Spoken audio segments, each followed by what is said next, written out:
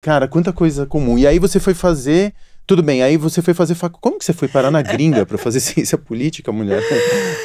É uma história de muitas oportunidades que eu tomei pra si. Assim, eu acreditei muito que podia acontecer, sabe? Mas tem que acreditar demais, porque você estudou em colégios... Quer dizer, a tua história é muito semelhante à história de 99% dos brasileiros. Com uma distinção. Comunidade. Com uma distinção, eu acho saber qual que... é o pulo do gato. Não, eu acho que tem uma distinção muito grande. Sempre falam muito essa questão de, meu Deus, se ela conseguir, outras pessoas conseguem. Eu não acho que é verdade. Sim, concordo. Eu tive um exemplo de educação muito grande dentro de casa, porque os meus pais eram formados, os meus pais tinham trabalhado a vida inteira. Então, quando meu pai chegava do trabalho, ele não brincava comigo, ele pegava um livro que ele tinha pego na Igreja Ortodoxa Russa, no Rio de Janeiro, pra ler. E eu ficava abismado com aquilo. Eu falava, cara, o que esse livro tem? O que é isso? E foi assim que começou a minha paixão por leitura. Pelo exemplo do meu pai. A mesma coisa minha mãe, que assim, chegou aqui e começou a trabalhar de babá. Ela não me via por semanas, porque ela trabalhava na casa de uma família ortodoxa russa, no Rio de Janeiro, trabalhando de babá. Mas por quê? Eu vi esse exemplo de perseverança, exemplo de estudos, e ele sempre falando pra mim, filha, estuda, estuda, estuda. Então, assim, até o dever de casa, que era, tipo, colar coisa do supermercado num caderninho, que era o que eu fazia no jardim de infância, os meus pais colocavam um tempo e dedicavam esse tempo a ficar comigo naquele exercício. Não brincavam muito comigo, não faziam nada que era lazer. Mas faziam tudo que envolvia educação, porque eles sabiam o valor daquilo. Então, acho que tem uma diferença muito grande. E, obviamente, além do valor daquilo, que eu acho que muitas famílias entendem, eles tinham passado por essa trajetória de educação, né? Em todos os graus.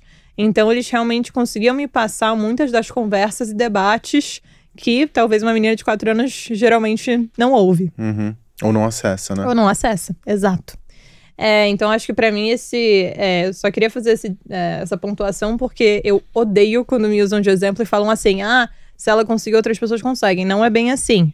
Eu acho que outras pessoas conseguem fazer o que eu fiz depois, que foi, estudava em escola pública e tudo que meio que vinha como oportunidade eu realmente tomava. Então, assim, eu lembro que eu aprendi a falar inglês porque isso é uma história muito legal. Minha mãe foi...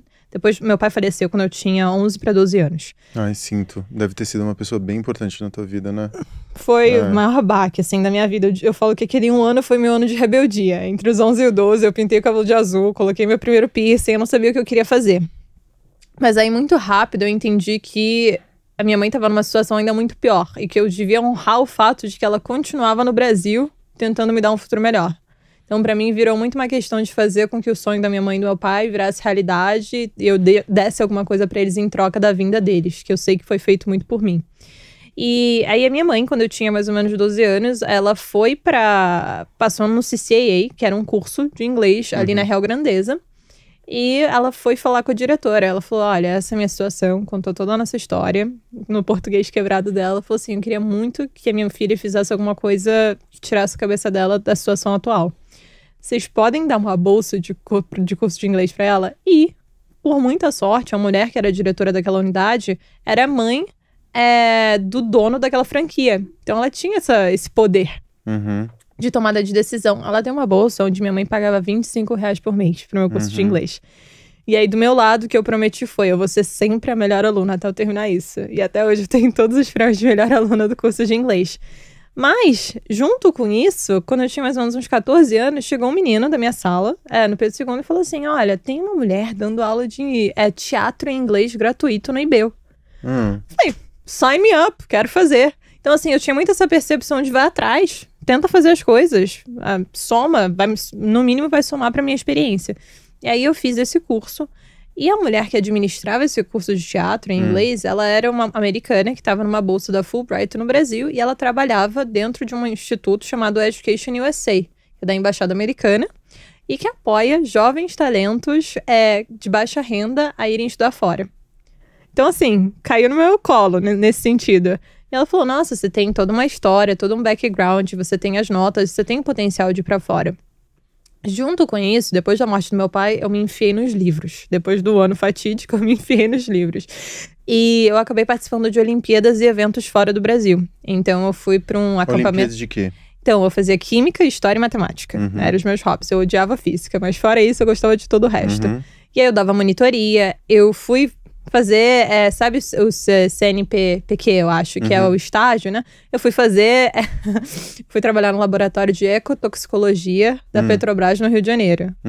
Aí eu falei, putz, mas eu não sei se eu só gosto de química ou se talvez eu possa fazer outra coisa também. Aí eu fui fazer também um estágio ao mesmo tempo, tudo isso. Na PUC Rio, em Filosofia do Direito. Então, assim, eu tentava pegar tudo que vinha my way, assim. Eu falava, não, toda oportunidade eu vou tentar.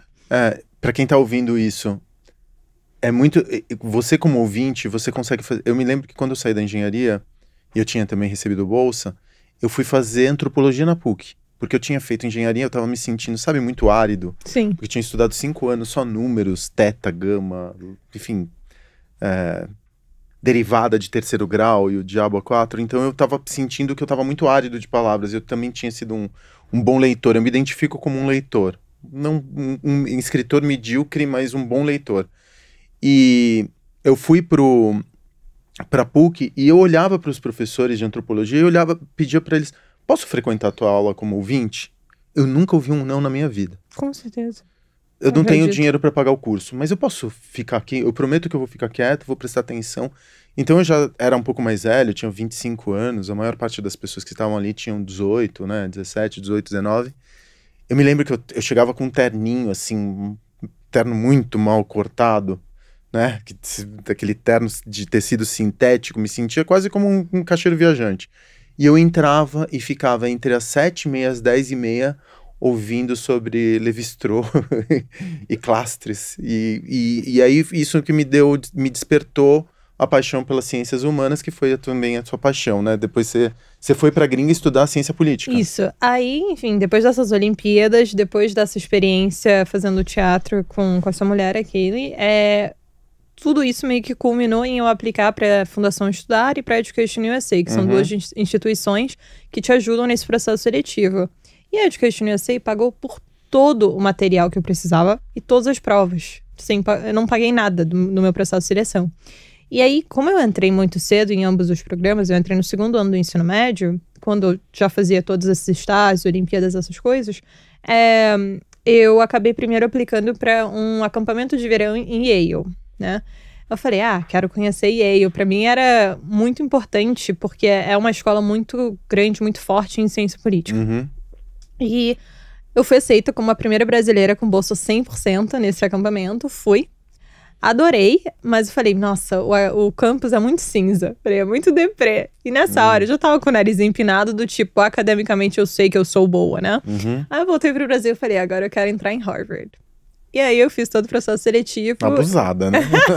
Eu era. Mas aí lá eu aprendi Abusada, mas segurando a sua peteca, segurando a sua onda, né? Eu sou abusada, mas eu seguro, né? Não, assim, e aí quando eu apliquei, eu fui aceita. Eu decidi fazer ciência política, muito em consideração ao meu pai, mas também, de novo, eu queria muito me entender o que tinha feito com que eu viesse pro Brasil e me deparasse com a situação que eu tava, na situação que eu tava, né?